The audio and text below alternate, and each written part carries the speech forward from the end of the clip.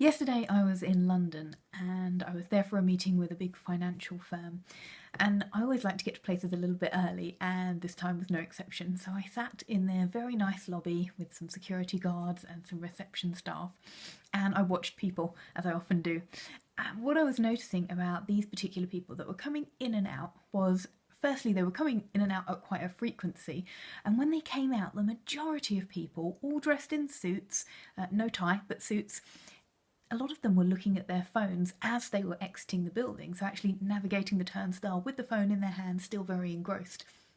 When they came back into the building, just a few minutes after they left, they were carrying a cup of coffee and they were also still engrossed in their phone.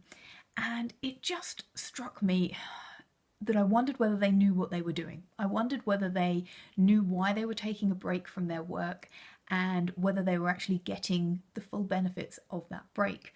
And I don't think many people can have escaped the research and the evidence base that tells us why we want to take breaks from our work and why it's so good for our brain, and actually it will give us that better capacity, better processing ability if we do return to our desks refreshed.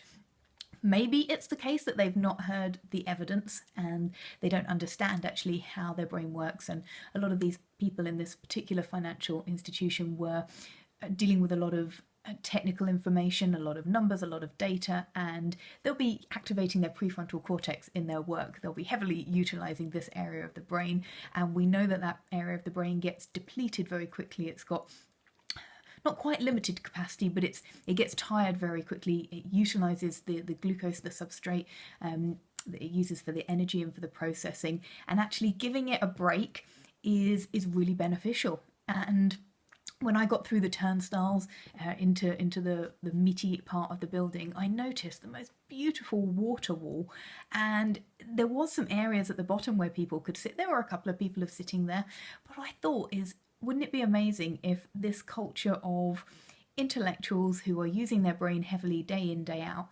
instead of walking out of the building with their phone in hand and still engrossed in the phone, actually just took those 2 or 3 minutes to leave the phone at the desk, go and get their coffee, but also just stand in front of this wall of water that could be so relaxing and give their brain such an opportunity to activate different networks and to stop being so reliant on the prefrontal cortex, stop demanding so much from it, just for a couple of moments.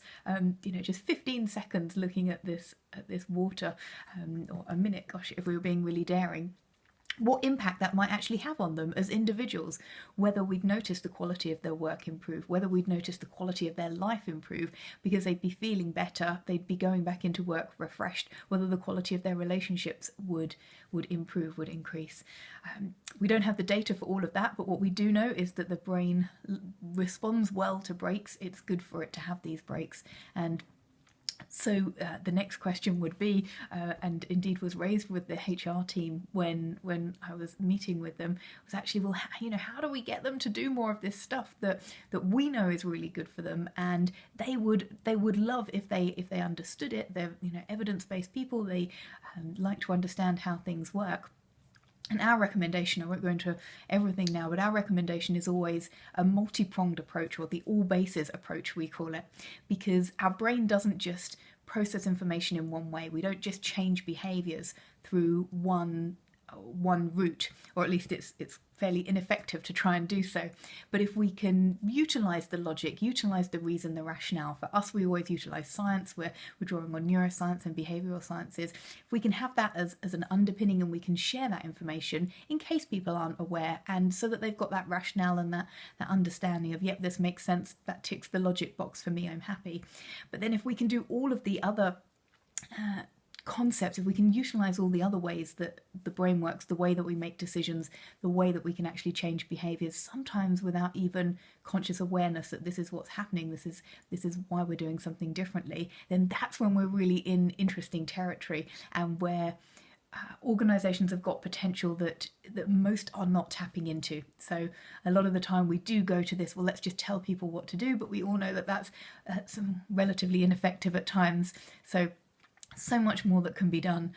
But I just thought I'd share that observation. I'm sure you must have seen similar things in a world where even last year when we took my daughter to Kos in a hotel. I went to Greece a lot as a child as a holiday destination, and we'd always see people playing games, families playing games, and I remember last year just seeing masses of people on their phones, adults, teenagers, young children. There we were one of, I think maybe the only, but one of the only families that were playing board games or card games, playing with toys, and lots of people were playing on their phones. And I'm not saying it's wrong, and just in this particular instance, I certainly think there could be a better way that might enrich a person's life.